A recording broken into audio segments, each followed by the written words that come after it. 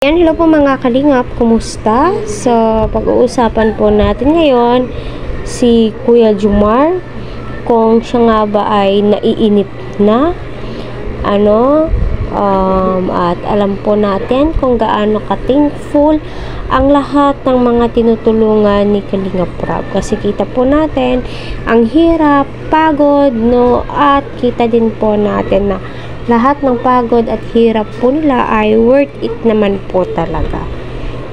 Kagaya nga po ng sinabi ni Kuya Jomar, dadaan tayo sa proseso, hindi naman po yung agad na wow na wow agad yung subscribers at views po natin.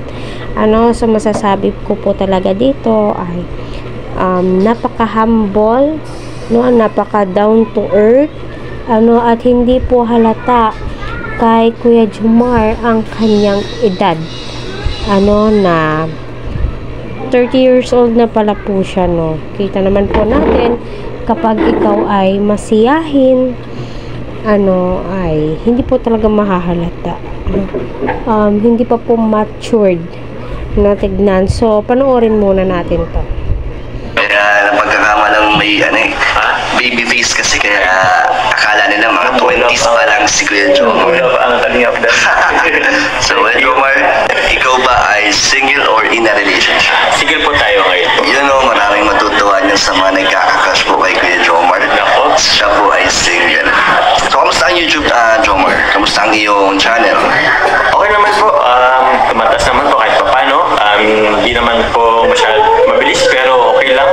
At least kahit punti-punti at pumataas. So yun po.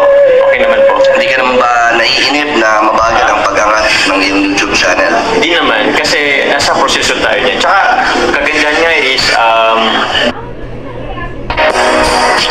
So, ayun po mga kalingap, no, narinig po natin ang sinabi ni Kuya Jomar na hindi naman po siya naiinip dahil dadaan po tayo sa proseso, which is masasabi mo po talaga na wow, no, yung ugali ni Kuya Jomar, napaka-humble niya, napakabait na, at kita at nararamdaman din po natin iyon, sa kanyang mga kinikilos.